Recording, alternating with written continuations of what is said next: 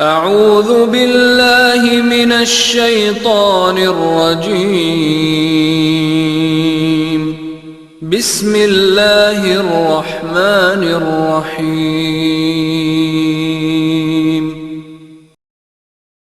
अल्लाहुम्मा आफ़िनी फ़ी बदनी, अल्लाहुम्मा आफ़िनी फ़ी समई, अल्लाहुम्मा आफ़िनी फ़ी बसरी, ला इलाहा इल्ला अंत।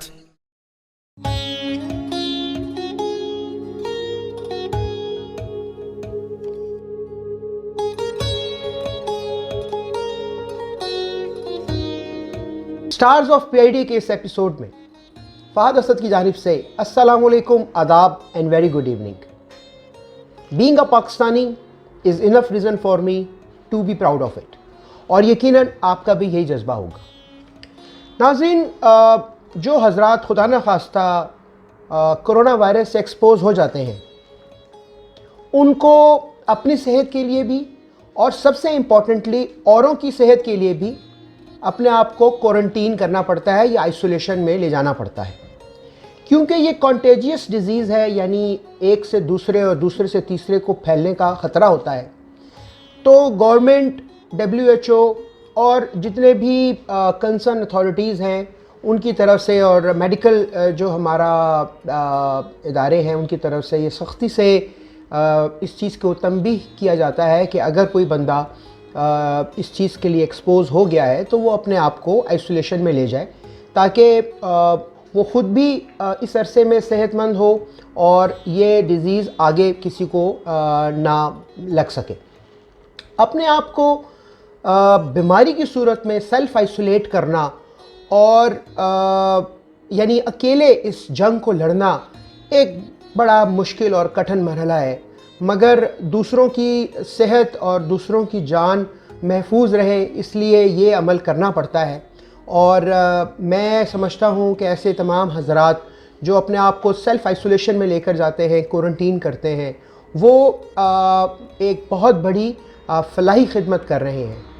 मैं स्टार्स ऑफ पीआईडी का ये एपिसोड ऐसे ही तमाम हज़रात को डेडिकेट करता हूँ। पीआईडी आपको सलाम पेश करता है। नाज़रीन, आज का एपिसोड बहुत इम्पॉर्टेंट है। आज के एपिसोड में हमारे साथ मैडम नाज़िश जहांगीर मौजूद हैं। ये कोविड-19 की पेशेंट हैं, अभी भी हॉस्पिटल में हैं, सख्त निगहदाश्त में हैं। इनकी तबीयत कोविड-19 से काफ़ी ज़्यादा ख़राब हुई और पिछले तकरीबन 2 हफ़्ते 3 हफ़्ते इनको हो गए और ये हॉस्पिटलाइज़ हैं। इन्होंने ज़ाहिर है ये सारा मरहला फ़ेस किया और हमने इनसे गुजारिश की, इनकी मेहरबानी कि इन्होंने हमें टाइम दिया, और इन्होंने स्पेशल बल्कि मुझसे ये कहा कि मैं ये चाहती हूँ कि मैं ये पैगाम उन लोगों तक पहुँचाऊँ जो इस कोरोना वायरस को या तो मजाक समझ रहे हैं या सीरियस नहीं ले रहे, या समझ रहे हैं कि ये एक इल्यूजन है, और जबकि ऐसा कुछ भी नहीं है। ग्राउंड रियलिटी बिल्कुल डिफरेंट है। तो आइए हम इनसे बात करते हैं, इनसे इनका तजुर्बा जो इनको हुआ है, बल्कि कहना चाहिए जो वर्स्ट तजुर्बा हुआ है उसके मतलब पूछते हैं। जी अस्सलाम वालेकुम। वालेकुम अस्सलाम। ये कैसी हैं आप? ठीक ठाक हैं? जी अल्हम्दुलिल्लाह, मैं पहले से बहुत बेहतर हूँ। बहुत अल्लाह का शुक्र है। आप मैं ज़ाहिर है आपको बात करने में स्ट्रेस भी है, आपने बताया है। मैं आपको बस आपसे ये पूछना चाहूँगा सबसे पहले कि आपको क्या लगता है ये वायरस आपने कैसे कैच किया? कहाँ पे एक्सपोज हुई आप इस वायरस से? सर, सबसे पहले तो मैं आपकी बहुत ज़्यादा शुक्रगुज़ार हूँ कि आपने मुझे इसके ज़रिए लोगों तक पैगाम पहुँचाने का ज़रिया आप बने हैं। अल्लाह पाक आपको इसके लिए बहुत अजर दें, क्योंकि मैं बहुत वक़्त से सोच रही थी कि सही वक़्त पे सही बात अगर लोगों तक पहुँच जाए तो वो बहुत अच्छी बात है। तो इसके लिए मैं आपकी निहायत शुक्रगुज़ार हूँ। दूसरा मैं चाहूँगी कि अगर हम इस प्रोग्राम को अल्लाह के नाम से और इस वबा को किसी हदीस के साथ शुरू करें तो वो मेरे ख़्याल से बाबरकत चीज़ भी जाएगी। प्लीज़ प्लीज़ ज़रूर ज़रूर।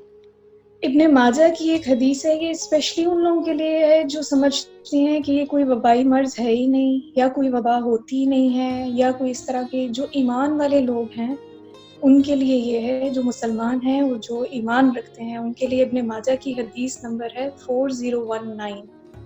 उसका मफ़हूम है 4019 इब्ने माजा। इब्ने माजा की। जब किसी कौम में, इसका मफ़हूम इस तरीके से है कि ये क्यों आती है? दुनियावी रीज़न्स डेफ़िनेटली होती हैं, क्योंकि दुनिया मुसब्बिबुल असबाब है, असबाब की जगह है, असबाब के बगैर कुछ नहीं होता। डेफ़िनेटली मेडिकल, इन सब पॉइंट ऑफ व्यूज़ को भी मद्देनज़र रखा जाएगा। लेकिन वबा आती तो अल्लाह की तरफ से है।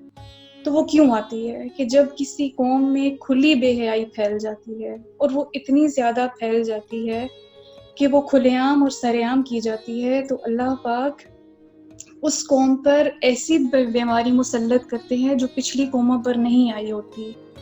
जैसे ताउन की बीमारी ले लें, पिछले कौमों पे नहीं आई हुई थी, नबी पाक सल्लल्लाहु अलैहि वसल्लम के ज़माने में आई थी।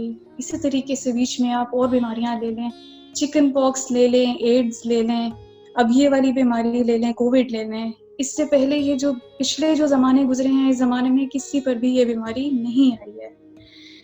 मेडिकल रीज़न या इस तरह देखा जाए तो हम लोग कहते हैं कि चाइना में सबसे पहले स्टार्ट हुआ, वो चूहे खा रहे थे, वो ये चीज़ खा रहे थे, वो ये चीज़ खा रहे थे। दुनियावी रीज़न्स हैं, डेफ़िनेटली हैं, लेकिन हम इस्लामिकली देखें तो हमारी ये पहली रीज़न ये बनती है। दूसरी एक हदीस मैं ज़रूर बताना चाहूँगी कि ये जो है हुज़ूर पाक सल्लल्लाहु अलैहि वसल्लम का फ़रमान है, जिसका मफ़हूम इस तरीके से है, ये सही बुखारी की हदीस है कि ये एक अज़ाब है और अल्लाह जिस कौम पर चाहता है मुसल्लत कर देता है। लेकिन ये उन लोगों के लिए रहमतुल मुमिनीन, जो मुमिनीन है, ये उनके लिए रहमत है। वो इस चीज़ के लिए परेशान ना हों, जो इस चीज़ पे, जो उस जिस जगह पे वबा आए उसी जगह पे रहें, और अल्लाह पाक से इसकी पनाह भी मांगते रहें और सब्र से चलते रहें, और हर उस चीज़ पे अमल करें जो उसके तबीब ने उसे बता दी है, उस वक़्त के तबीब ने। हर उस बात पे अमल किया जाए और फिर तवक्कुल अल्लाह पे करे। लेकिन जो लोग, हम जैसे लोग होते हैं जो एक्सेप्ट ही नहीं करते कि ऐसी कोई बीमारी ही नहीं है, ऐसी कोई बात ही नहीं है, तो उनके लिए बहुत ज़्यादा डेंजरस बात है। लेकिन जो सब्र करते हैं और उस कठिन वक़्त में अल्लाह को याद करते हैं, वावेला नहीं करते हैं, तो अल्लाह पाक उन्हें शहादत का दर्जा देते हैं, और ये हदीस से साबित है कि वो शहादत का दर्जा पाता है उस वबा के दौर में। तो अब आप अपने सवालात का सिलसिला शुरू कर सकते हैं। जी, आपने बहुत अच्छी रहनुमाई की इब्ने माजा की हदीस से, और यकीनन मुझे और सुनने वालों का एक अच्छे नॉलेज का इसमें इजाफ़ा हुआ। मेरा आपसे सवाल ये था कि आपको क्या लगता है ये वायरस आपने कैसे कैच किया, आप कहाँ पे एक्सपोज हुई इस वायरस से? सर, बहुत हैरत की बात होगी सबके लिए कि ना मैंने किसी अपने आसपास किसी पेशेंट को देखा कि जिसे वायरस हुआ है, और ना मेरे आसपास के किसी इंसान को मेरे बाद वायरस हुआ है। अल्हम्दुलिल्लाह। मुझे समझ नहीं आई कि ये किस तरीके से हुआ है। मुझे मेरा जो ये मेडिकल बैकग्राउंड है, उसमें मुझे प्रॉब्लम रहा है टाइफाइड का, तो ये मेरी मेडिकल हिस्ट्री है। तो मुझे जो बॉडी पेन्स, एचेज़ और जो प्रॉब्लम शुरू हुआ जिस तरीके से, तो मैं समझ गई कि मुझे टाइफाइड हो गया है। मैं भी उन्हीं लोगों में शुमार होती हूँ जो यकीन नहीं करते थे कि मुझे कोरोना हो सकता है। मैं लिटरली ये बात एक्सेप्ट करती हूँ। मैं जब किसी की बात टीवी एंकर या इधर-उधर सुनती होती थी, तो वो जब बताते होते थे कि हम लोग इस बात को मानने को ही तैयार नहीं है कि हमें भी हो सकता है, तो मैं इस चीज़ को खुद को बड़ा समझाने की कोशिश करती थी कि तुम्हें हो सकता है, लेकिन ये बात मेरा दिल और दिमाग मानता नहीं होता था, एक्सेप्ट नहीं करता था। अच्छा, यानी हम इस बात से इस चीज़ का अंदाज़ा लगाएं कि आपको, यानी ना तो आपको ये लगा कि मैंने ये वायरस कहीं से कैच किया, ना आपकी नज़र में आप किसी ऐसे बंदे से मिली जिसको कोविड पॉजिटिव था, तो मतलब इससे हम ये बात क्या अज्यूम कर सकते हैं, जैसा आपने वो हदीस का जो है वो हवाला दिया कि ये एक वबाई मर्ज़ है, तो इसमें अल्लाह के हुक्म से ये जिसके लिए लिखा है हम ये उसको होगा, क्या हम ये चीज़ अज्यूम कर सकते हैं? बेशक आपको मैं एक रियल चीज़ बता रही हूँ जो मैंने अपनी ज़िंदगी में देखी है, कि ना मैंने अपने आस-पास किसी इंसान से कैच किया, ना मेरे आस-पास किसी इंसान को हुआ। और ना मेरी वजह से मेरे रूममेट्स, मेरे कोवर्कर्स, मेरे आस-पास के जितने मिलने-मिलाने वाले तकरीबन 20-25 लोग थे, जिनसे उस अरसे में मैं मिलती रही हूँ, आखिरी दिन तक मिलती रही हूँ। अल्हम्दुलिल्लाह किसी ने मुझसे कैच नहीं किया। मेरे रूममेट्स मैं 4 डेज़ घर में रही हूँ। जब मुझे 103, 104 टेम्परेचर था, जब मैं यही समझती रही कि मुझे टाइफाइड है। तो तब तक भी मैं 4 दिन अपने रूम में रुकी हूँ, लेकिन वहाँ पे भी किसी ने भी अल्हम्दुलिल्लाह कैच नहीं किया।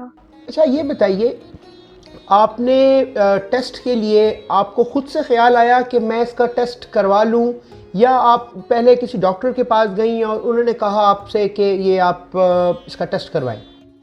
एक्चुअली मुझे ये चीज़ पता थी कि जो डीएचए वाले हैं, वो कोविड का टेस्ट बगैर टेम्परेचर के नहीं चेक करते।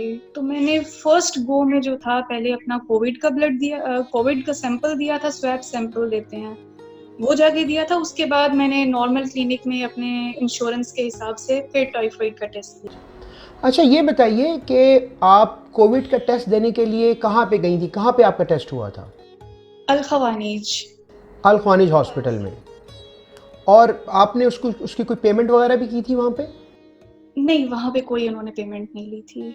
अच्छा, और उसके मगर यानी ये टेस्ट आपका उस वक्त हुआ जब आपको टेम्परेचर आपका जो है वो हाई था, यानी उस हाई टेम्परेचर में आपने जाकर टेस्ट करवाया? जी, जब आप अल खवानीज में जाते हैं तो उनकी माशाल्लाह बहुत अच्छी सर्विसेज़ हैं। वो सबसे पहले टेम्परेचर चेक करते हैं। जैसे ही वो देखते हैं किसी को टेम्परेचर है, तो वो आपको रजिस्टर करने के लिए अंदर भेज देते हैं और वहाँ पे फिर बारी-बारी सबका कोविड का टेस्ट होता है।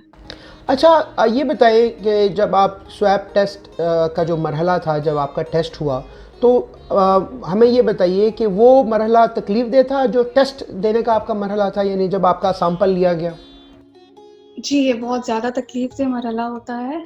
ये आप देखिए, हम लोग कहते हैं नाक की एक कच्ची हड्डी है, जहाँ तक थोड़ा-सा पानी भी चला जाए तो हमें बड़ी तकलीफ होती है। ये स्वैब एक प्लास्टिक की एक स्टिक सी होती है, उसके आगे उन्होंने रुई का वो लगाया हुआ होता है।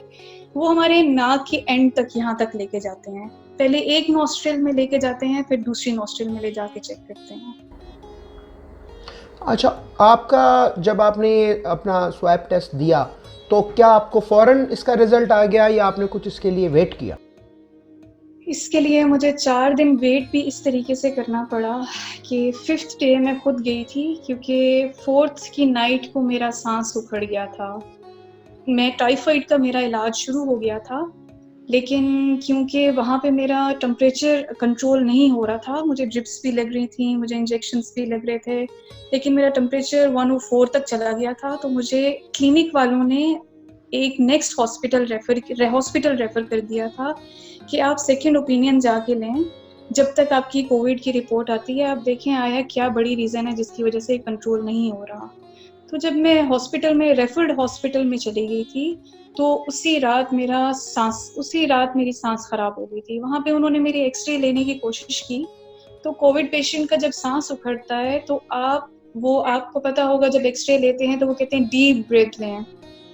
तो आप डीप ब्रीथ क्या, इतनी सी आप ब्रीथ लेते हैं और उसके बाद बस इससे ज़्यादा आपकी ब्रीदिंग नहीं हो सकती, जिसकी वज़ह से आप एक्स-रे भी नहीं दे सकते। तो ये सबसे बड़ा साइन इस चीज़ का होता है कि आपके लंग्स जो हैं वो अफ़ेक्ट हो चुके हैं। यानी आप बेसिकली आप ये समझ रही थी कि ये टाइफाइड ही हो गया है और आप उसका ट्रीटमेंट करवा रही थी। बाय द टाइम आपने स्वैब टेस्ट के लिए दे तो दिया था, मगर आप अपना ट्रीटमेंट टाइफाइड के ही कराती नहीं, आप भी समझती नहीं मुझे टाइफाइड हुआ हुआ है। बिल्कुल, लेकिन मुझे कोविड का भी साथ में वेट कर रही थी मैं। मुझे था कि सेकंड, थर्ड डे में, 24 आवर्स में, 48 आवर्स में तो जब मेरी आपका रिपोर्ट आ ये जाएगी। रिज़ल्ट पॉजिटिव आया, आपको मैसेज के थ्रू पता चला, फ़ोन के हुआ, या आप खुद गई वहाँ पे? मैं 5th डे पे खुद ही चली गई थी, क्योंकि रात में मेरी सांस उखड़ गई थी। मैं जब एक्स-रे नहीं करवा सकी तो मुझे आइडिया हो गया था कि बस मुझे हो गया है, क्योंकि सांस का प्रॉब्लम का टाइफाइड के साथ कोई लिंक नहीं है। मैं जब वहाँ पे गई हूँ अल खवानीज में, मैं एंटर ही हुई हूँ तो सांस बहुत ज़्यादा ख़राब थी। कुछ इमोशनली भी इंसान इतना डिस्टर्ब होता है कि आप नहीं संभल पाते हो, और कोविड का बहुत ज़्यादा इंटरेक्शन है इसके साथ। तो उन्होंने मेरी कंडीशन देखी, फ़ौरन मेरा टेम्परेचर देखा, मेरे ख्याल से उस दिन मेरा टेम्परेचर 105 तक जा रहा था। उन्होंने फ़ौरन मुझे बिठाया सांस के लिए, उन्होंने देखा, मैंने उन्हें अपना आईडी दिया कि मैं I have been waiting for my reports from last 4 days. उन्होंने मेरा आईडी लिया, उसी वक़्त उन्होंने मेरी रिपोर्ट्स ली, मुझे ऑक्सीजन लगाई, उन्होंने बहुत अच्छी मुझे ट्रीटमेंट दी कि जिससे थोड़ा-सा मैं रिलैक्स हुई। और उसके बाद मेरे लिए उन्होंने कोविड के जो आइसोलेशन सेंटर्स बनाए हुए हैं, उनमें मेरे लिए बेड स्पेस देखना शुरू कर दी कि वो मुझे कहाँ शिफ्ट कर सकते हैं ताकि मज़ीद मेरी ट्रीटमेंट की जा सके। तो आपकी ट्रीटमेंट ख्वानिज में ही हुई या उन्होंने आपको किसी और हॉस्पिटल शिफ्ट किया? नहीं सर, मेरी ख्वानिज में नहीं हुई। ख्वानिज वाले जस्ट आगे हॉस्पिटल्स में रेफ़र करते हैं। वो चेक करते हैं कौन से हॉस्पिटल में पेशेंट के लिए स्पेस है, तो हम इस वाले पेशेंट को वहाँ पे शिफ्ट कर तो दें। उसके बाद आपको उन्होंने किसी हॉस्पिटल शिफ्ट किया? कौन से वाले हॉस्पिटल में आपको शिफ्ट किया उन्होंने? मुझे उन्होंने एम्बुलेंस में दुबई हॉस्पिटल में शिफ्ट किया विद ऑक्सीजन, और दुबई हॉस्पिटल में जैसे ही गई तो वहाँ पे मेरा ट्रीटमेंट स्टार्ट हुआ। यानी जब आप 5वें दिन अपना रिजल्ट लेने के लिए गई और आपकी कंडीशन चूँकि इतनी बुरी थी, तो उसी वक्त उन्होंने आपकी कंडीशन को देखते हुए ये क्विक एक्शन लिया और आपको थ्रू एम्बुलेंस अपने ही थ्रू दुबई हॉस्पिटल में शिफ्ट कर दिया। बिल्कुल। तो यानी आपका फिर जो ट्रीटमेंट है वो इनिशियल ट्रीटमेंट दुबई हॉस्पिटल में हुआ? जी, बिल्कुल। अच्छा, मैं ये पूछना चाहूँगा ताकि सुनने वालों को मेरे समेत इस चीज़ का इल्म हो कि जो आपकी शुरू के 3, 4, 5 दिन कंडीशन थी, या अगर आप ख़ुद बताना चाहें कि वो कितने दिन आपकी वर्स्ट कंडीशन रही और वो आपकी कंडीशन क्या थी, अगर आप वो एक्सप्लेन करें, अगर आप मुनासिब समझती हैं बताना। जी, मैं ज़रूर बताना चाहूँगी। हम लोग जब ये अजीब-सी है कि आपके अंदर जैसे हर चीज़ हिल जाती है, कोई बीमारी शायद इतनी रेस्टलेसनेस नहीं लाती आपके अंदर जितनी रेस्टलेसनेस ये लाती है। ऐसे लगता है जैसे आपके अंदर की सब चीज़ें हिल गई हैं। शिवरिंग, क्योंकि बुखार 104, 105 नॉर्मल होता है इसका। आप ओवरऑल, और आपको सर्दी भी बहुत ज़्यादा लगती है। और जो इसकी तकलीफ़ होती है इस बुखार की, वो या इस बीमारी की, वो बिल्कुल अनएक्सप्लेनेबल है। उसकी मैं आपको बताती हूँ, फर्स्ट नाइट में अपना एक्सपीरियंस बताती हूँ कि जब मैं पहली रात थी तो इतनी अज़ियत थी इसकी कि एक बार मेरे मुँह से निकल गया कि मुझे कोई इंजेक्शन लगा दो। यानी मेरा दिल था कि मुझे कोई ज़हर का इंजेक्शन लगा दें और मेरी इस चीज़ से खलासी हो जाए। लेकिन अल्हम्दुलिल्लाह अल्लाह पाक ने हम लोगों को ईमान से नवाज़ा हुआ है। तो इतनी बचत हुई कि मैं एक बार ये कह के ये बात मैं ख़ामोश हो गई और मैंने कहा इस पे सब्र करो। फिर मैंने अल्लाह को बहुत याद किया कि या अल्लाह मेरी इस मुश्किल में मेरी मदद कर। लेकिन ये इतना अज़ियतनाक था कि जिसे आप आम छोटी आवाज़ में नहीं सह सकते थे। यानी जिससे आप अल्लाह को बस आहो बका करके पुकारते हो। क्योंकि वहाँ पे ना आपके पास कोई रुक सकता है, उनकी ज़िंदगियों को भी बहुत ख़तरा होता है। वो बेचारे भी बस भागते आते हैं, इंजेक्शन लगाया, ड्रिप लगाई, ईसीजी की, जो काम करना होता है वो इतने क्विक एक्शंस में करते हैं ताकि उन लोगों को भी ये चीज़ कैच ना करे। फिर मैंने वहाँ पे ये भी देखा कि हम लोगों की जो तकलीफ़ होती है उसमें ज़्यादातर लोग, मैं इस चीज़ को बहुत ज़्यादा सोचती रही कि आया बाकी ममालिक में या यूरोपियन कंट्रीज़ में, इंग्लैंड, यूएस वगैरह में क्यों इतने लोग फ़ौत हुए? क्यों इतनी डेथ्स हो गई, इतने लोग मर गए? हम लोग क्या करते हैं, मोमिन का क्या है? वो फ़ौरन अल्लाह को पकड़ लेता है। हमारा बचाओ इस चीज़ से इतना ज़्यादा होता है कि ये मैं इस चीज़ से गुज़र के आई हूँ तो मुझे पता चला है। मेरे रूम में फ्रूट काटने के लिए ना छुरी वगैरह थी। तो वो मेरी जब आई हैं, जो मेरी केयर टेकर थी, उन्होंने कहा कि दिस इज़ नॉट अलाउड। जो अब आप मेरी हालत देखें कि जो लड़की ये कह रही है कि मुझे आप इंजेक्शन लगा दो ज़हर का, तो क्योंकि ये सुसाइड अटेम्प्ट्स कर जाते हैं पेशेंट्स।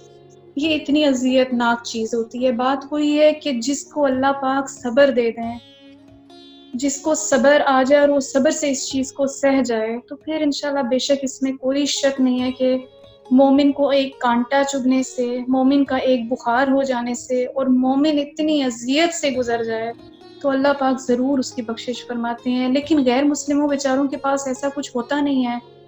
वो डायरेक्ट क्योंकि वेंटिलेटर्स पे जाते हैं, इसीलिए बाहर के ममालिक में डेथ रेट का मेरा ज़ाती तजर्बा यही है कि हमारे पास अल्लाह होता है और हमारा बच बचाव हो जाता है, लेकिन बाहर के ममालिक के गैर मुस्लिमों के पास ये नेमत नहीं होती अनफॉर्चुनेटली।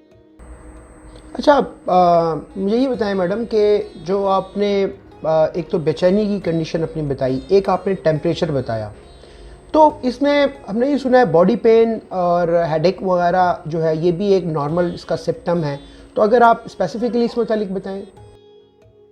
बॉडी पेन बहुत ज़्यादा होता है, इतना ज़्यादा होता है कि बयान से बाहर, लेकिन बॉडी पेन कंट्रोल चीज़ होती है, वो इंजेक्शंस लगा के वो लोग कंट्रोल कर लेते हैं। ये रेस्टलेसनेस और जो आपके अंदर जो तबाही मची होती है, इसके लिए कोई मेडिसिन नहीं है। कोविड के लिए बाय इटसेल्फ कोई मेडिसिन नहीं है। जो सांस आपकी खिंच रही होती है, जो लंग्स के ऊपर जो आपका इतना बड़ा इन्फेक्शन हो चुका होता है, उसका कोई हल नहीं होता इनके पास, सिवाय इसके कि लंग्स का वो जो नॉर्मल इन्फेक्शन का या लंग्स की इन चीज़ों को वो दूर करने के लिए बेचारे पता नहीं क्या क्या लगाते हैं। हमें इतनी मेडिसिन उस वक्त दी जाती हैं धड़ाधड़ कि कुछ लोग सह पाते हैं और वाकई कुछ लोग नहीं सह पाते। हमें आईवी लाइन लगता है, हमें मेडिसिन दी जाती हैं, हमें पेट में इंजेक्शंस लगते हैं, हमें बॉडी में इंजेक्शंस लग रहे होते हैं, हमें खाने के लिए मेडिसिन 3-3 4-4 बार दी जाती है और पता नहीं कितनी 2-2 3-3 इंजेक्शंस होती हैं, कितनी मेडिसिन होती हैं। तो हम लोग बहुत एट अ टाइम वो हमें इतना कुछ हमारे अंदर डाल रहे होते हैं कि कोई ना कोई चीज़ कवर अप कर रही होती है, लेकिन इसकी अज़ियत को कम करना ये बहुत मुश्किल है।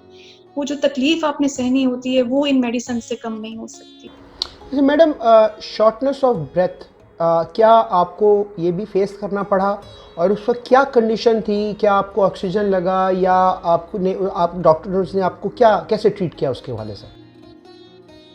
इसमें मैं सबसे पहले ये बताऊंगी कि अल्लाह पाक ने इस ओवरऑल जर्नी में मेरी इतनी मदद की है कि ये जो हमारी ऑक्सीजन लगती है, इसमें इसका स्पेसिफिकली जो हमें क्वांटिटी दी जाती है, इसका नाम होता है 864, लेकिन क्वांटिटी जैसे हम सेंटीमीटर मिलीमीटर इस तरह होती है, इसी तरह ऑक्सीजन के भी नाम होते हैं। तो जितनी मेरी रिक्वायरमेंट थी मैं उससे कम ऑक्सीजन पे थी और डॉक्टर ने मुझे बाकायदा आके बताया कि आपकी रिक्वायरमेंट 8 की है पर आप 6 पे जा रही हैं, आप हमसे 6 ऑक्सीजन आप ले रही हैं। और सबसे पहले मैं आपको बताऊं, इंसान बड़ा नाशुक्र है। मैंने उस वक्त अपनी सांस का इतना शुक्र अदा किया, मैंने कहा यार अब वो टाइम वापस आए कि जिसमें मैं एक लंबी सांस ले सकूं और मैं लंबी सांस लेके आपका शुक्र अदा कर सकूं कि ये सांस इतनी बड़ी नेमत है कि मैं आपको बता नहीं सकती। और सांस की ये कंडीशन होती है कि आप वॉशरूम में आप ऑक्सीजन नहीं लेके जा सकते। तो शुरू में जो मेरी कंडीशन थी वो ये थी कि मैं भाग के वॉशरूम जाती थी और भाग के मुझे वापस भी आना होता था, जिसमें मुझे 105 टेम्परेचर भी होता था, जिसमें मेरा शुरू में बीपी भी हाई था, मेरा बीपी भी कंट्रोल नहीं था, हार्ट रेट आपका ठीक नहीं होता। ये चीज़ें सब आपको मद्देनज़र रखते हुए आपको वॉशरूम भी यूज़ करना होता है, जो कि कुछ पेशेंट्स तो फौरी तौर पे जो है वो डायपर पे आ जाते हैं, कुछ की ऐसी कंडीशन नहीं होती, वो शुरू से ही मतलब नहीं वो चीज़ वो कर पाते, और कुछ जो है बाय द टाइम जो है इस चीज़ पे आ जाते हैं। तो अभी आप हॉस्पिटल में ही हैं, दुबई हॉस्पिटल में ही हैं अभी आप? नहीं सर, दुबई हॉस्पिटल हमारा इनिशियल स्टेज का होता है, जिसमें वो पेशेंट्स हैं जो ऑक्सीजन या वेंट्स वाले हैं, जो सीवियर कंडीशन वाले जाते हैं। एक और चीज़ इसमें मैं ऐड अप करूँगी, वो एक सिंपल क्वारंटीन होता है जो लोग कर रहे होते हैं।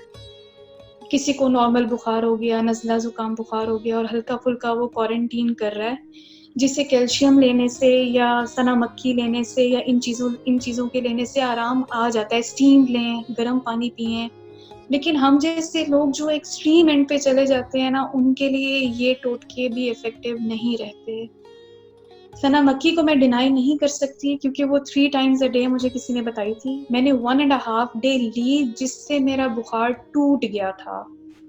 ये चीज़ मैंने ज़रूर देखी थी। हाँ, अगर मैं 3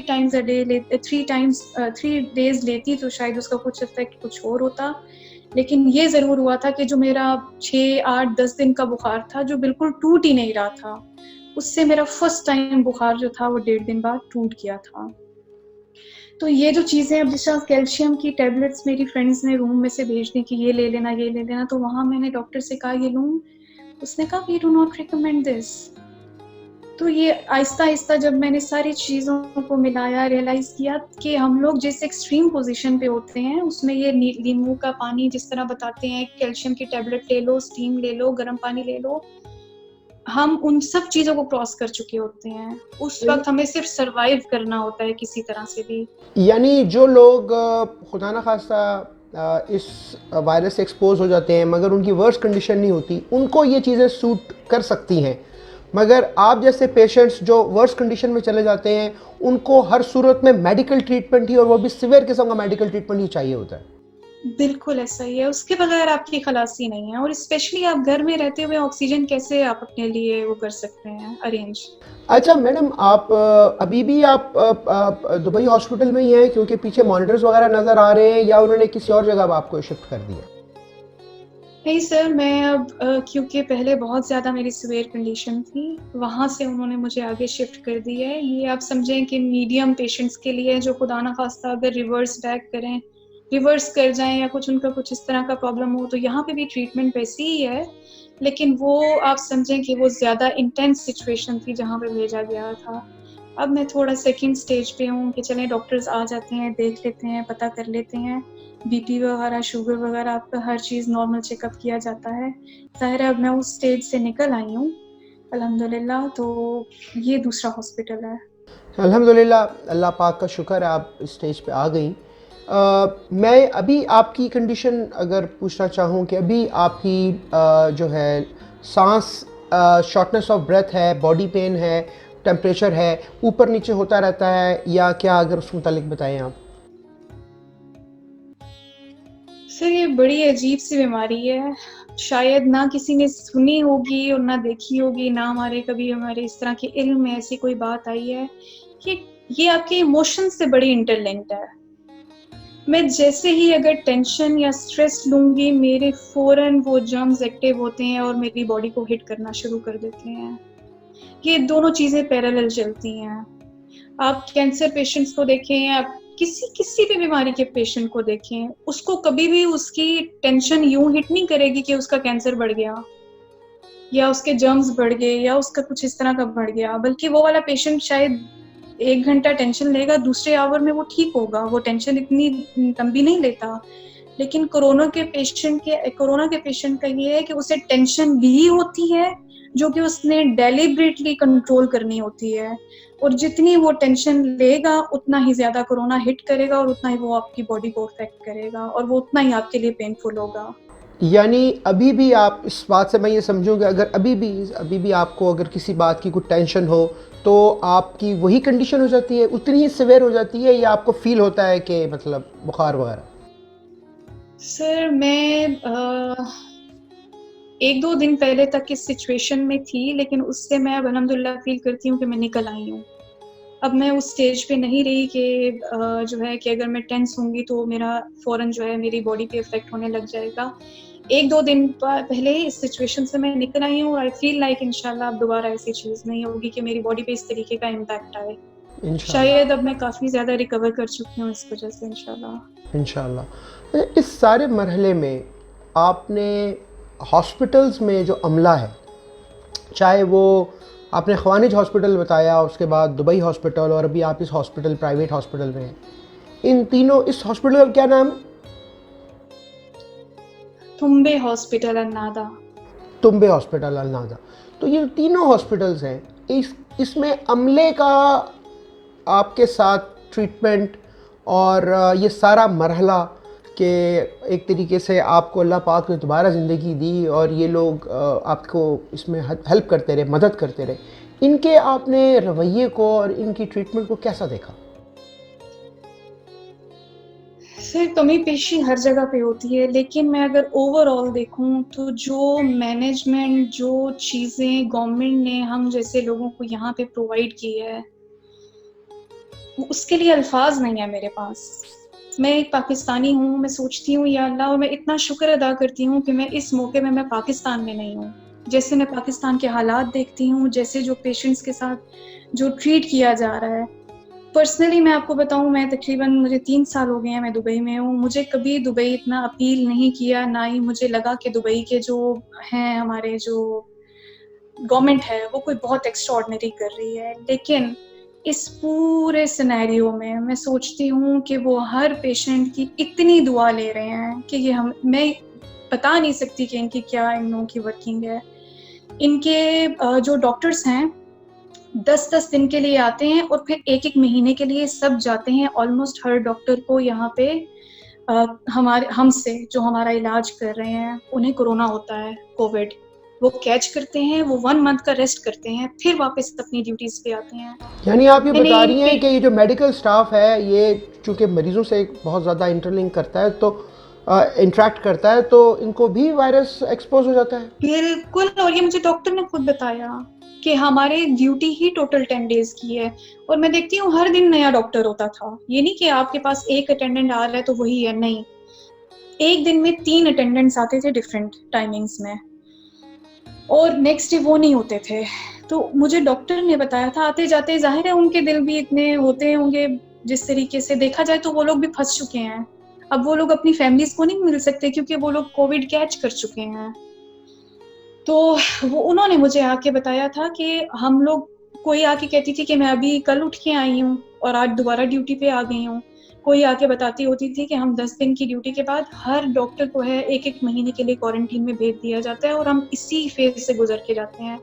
मुझे आज भी एक अटेंडेंट याद है कि मुझे लगता है कि उनके मास्क के अंदर ऑक्सीजन फिटेड थी यहाँ पे, और वो साथ-साथ सांस ले रही थी और वो साथ-साथ मेरी वर्किंग कर रही थी। और उनके यहाँ पे वो मास्क उनके ऐसे हार्ड थे कि यहाँ पे कर करके कि उन्होंने यहाँ पे प्लास्टर लगाया हुआ था, उनका जख्म हो चुका था। यानी वो इतने टाइम से हम लोगों के लिए काम कर रहे हैं, इंतहा का अच्छा। और इतने ज्यादा ये लोग, आप समझें कि इन लोगों को इतनी सेंस है कि पेशेंट का इन्हें पता है किस टाइम जाना है और किस टाइम नहीं जाना है, पेशेंट को कितनी जरूरत है कितनी नहीं है। यहाँ पे अब पूरा दिन मेरे पास कोई नहीं आता, सिर्फ एक सुबह के टाइम आएंगे और एक शाम के टाइम आते हैं, दैट्स इट। उन्हें मालूम है कि ये पेशेंट कितने लेवल का है, ये किस लेवल का जा रहा है, इसे कितनी ज़रूरत है। अच्छा वेल मैडम, ट्रेन्ड डॉक्टर्स, मैं कहूँगी वेल ट्रेन्ड अमला इन लोगों ने रखा हुआ है। ये और बताइए आप कि देखें जी हमें जो खाने पीने का वो प्रोवाइड कर रहे हैं, एक पेशेंट जिसका सांस ही नहीं आ रहा, जैसे आप देखें अगर आपको हिचकी लगी हुई है, हिचकी में आप क्या करेंगे, सिर्फ पानी पी सकते हैं, निवाला मुंह में नहीं डाल सकते। तो हम लोग जो लोग ऑक्सीजन पे होते हैं उन्हें पता है ये लोग कुछ नहीं खा सकते, लेकिन वो 3 टाइम का खाना हमारा मिस नहीं करते, वो खाना हमारे पास आया करता था। ओवरऑल मैनेजमेंट, अब इधर रोजाना मुझसे पूछा जाता है एनी कंप्लेन, नहीं। मैं इनसे कहती हूँ कोई, और इन्हें मैं यहाँ हमारे रूम में जो आता है, इवन जो सफाई वाला आता है, क्या वो अपनी जिंदगी का रिस्क लेके हमारे पास नहीं आता? उन लोगों को भी तो कितना खतरा है हम लोगों से कि किसी वक्त किसी पेशेंट से भी कैच कर सकते हैं। तो मैंने इस बीमारी के दौरान एक कम से कम एक चीज जरूर एक सीखी है कि दूसरे को दुआ जरूर दो।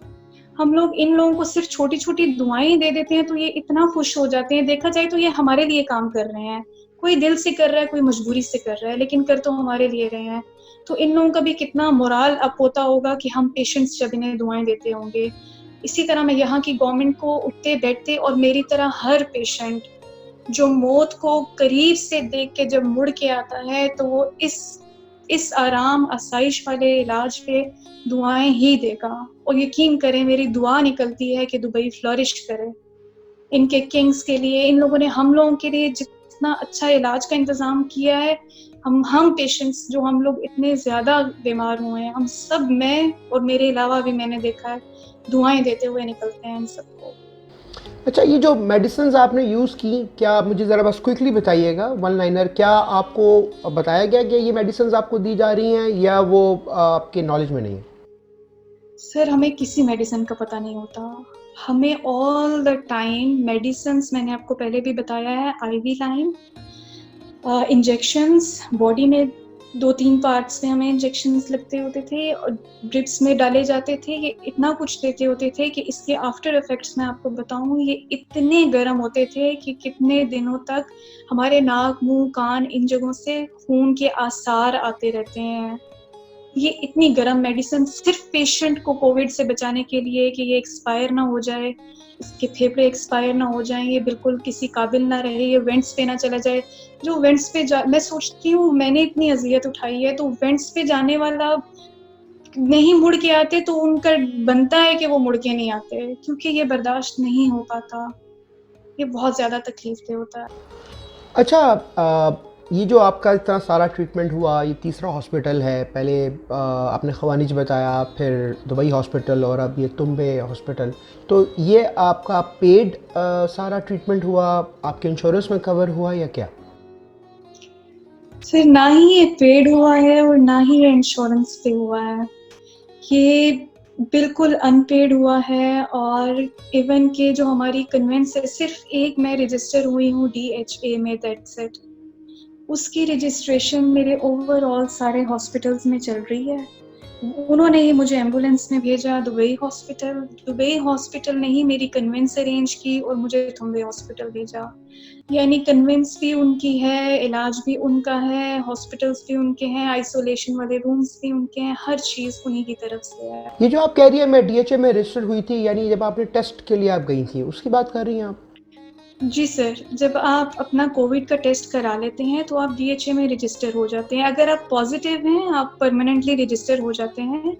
फिर DHA की एक ऐप है जो कि मस्ट डाउनलोड करनी होती है पेशेंट ने। अगर आप वो नहीं डाउनलोड करते तो उस पे आपको गवर्नमेंट जो है जुर्माना करती है।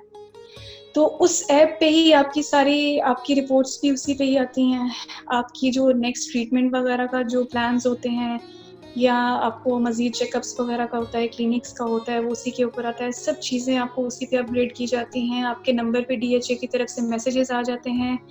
ऑनवर्ड्स अभी तक देखें, जब से मैं हॉस्पिटल में हूँ, तकरीबन मेरे 9-10 जितने टेस्ट आ चुके हैं। मेरा हर टेस्ट का रिजल्ट जो है मुझे थ्रू मैसेज बता दिया जाता है। अच्छा मैडम, ये बताएं कि आप को कितना अरसा हो गया इस पूरा मेडिकल ट्रीटमेंट में? आप पहले हॉस्पिटल जब आई कब आई, और अब आपका आप रिलीज़ आपको ये कब करेंगे, क्या होगा इसका ज़रा पूरा तरीक़ेकार बताइए।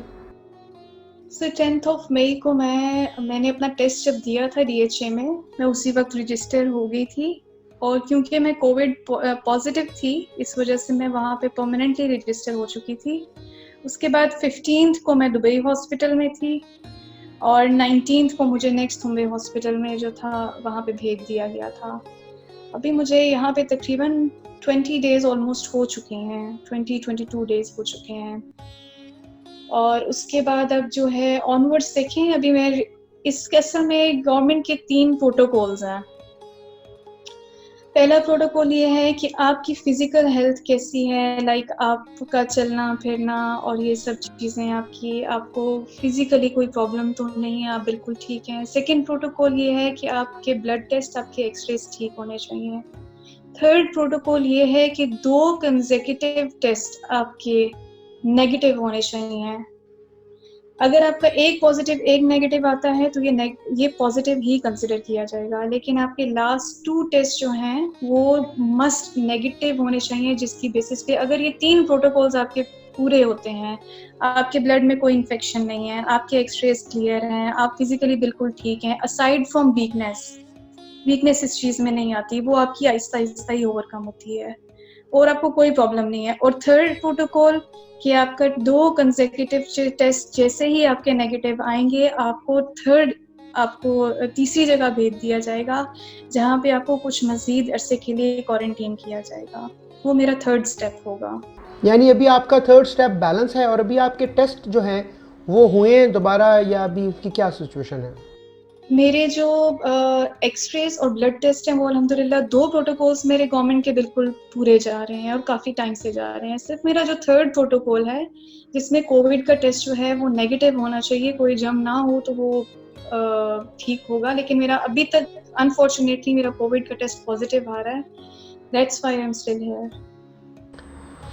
जी, अल्लाह करे आप जैसा आपने बताया कि आपके 2 प्रोटोकॉल्स पूरे हो गए हैं, आपने अल्लाह पे तवक्कुल किया और आपने इस गवर्नमेंट ने जो इतना अच्छा इदारा बनाया हुआ है मेडिकल, और इतने अच्छा स्टाफ है, इनकी मदद से आपने रिकवर किया।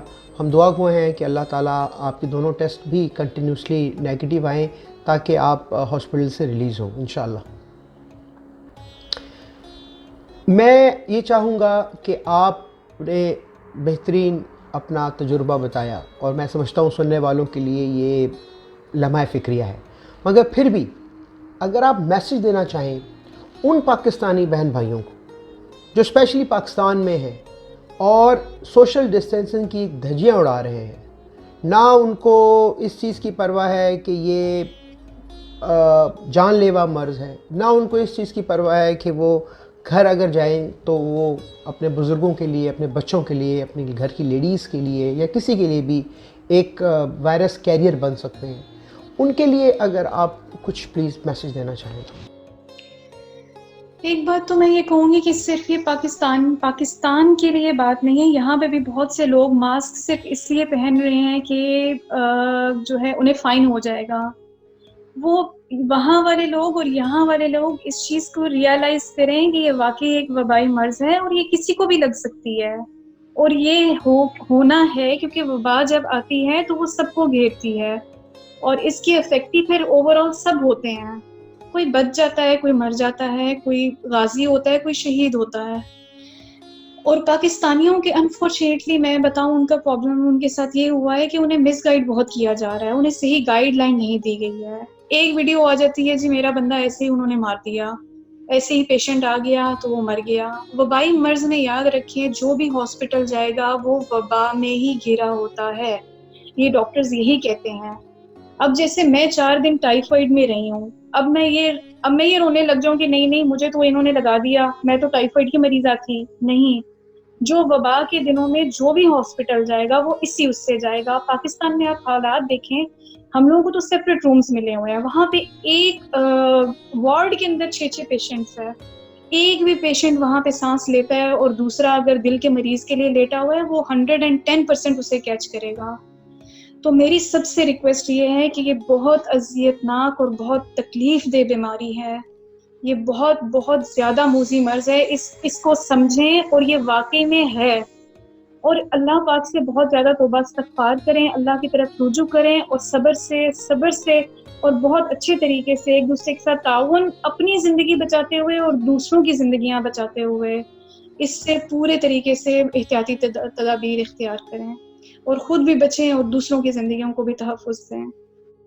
आपका मैडम बहुत बहुत शुक्रिया, आपने हॉस्पिटल से टाइम दिया और आपने इस प्रोग्राम का आगाज़ भी हदीस से किया और हम आपके लिए दुआ गो हैं, अल्लाह पाक आपको सेहत दे और आप जल्द अज जल्द दोबारा अपनी नॉर्मल रूटीन में वापस आएँ।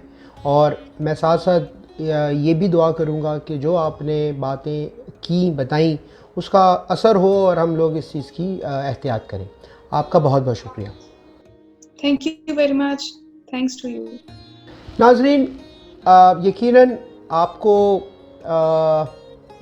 मैडम नाज़िश जहांगीर इनकी बातें सुनकर आपको ये एहसास हुआ होगा कि ये एक मूज़ी मर्ज़ है और हमें इससे बचना है, हमें एहतियात करनी है, अपने लिए भी और जो हमारे इर्द गिर्द लोग हैं उनके लिए भी। इंशाल्लाह together we can and we will fight back. अगले हफ्ते एक नए स्टार के साथ आपसे मुलाकात होगी। अपना फ़ीडबैक दीजिएगा, बेशक आपके फ़ीडबैक के साथ हम इस प्रोग्राम में ही बेहतरी ला सकते हैं। अपने प्रोग्राम का अख्ताम हमेशा की तरह उसी दुआ पे, या मेरे अल्लाह मेरे पाक वतन को ता क़यामत कायम दाइम शाद आबाद रख, आमीन। अल्लाह हाफ़िज़। PID ज़िंदाबाद, पाकिस्तान पाइंदाबाद।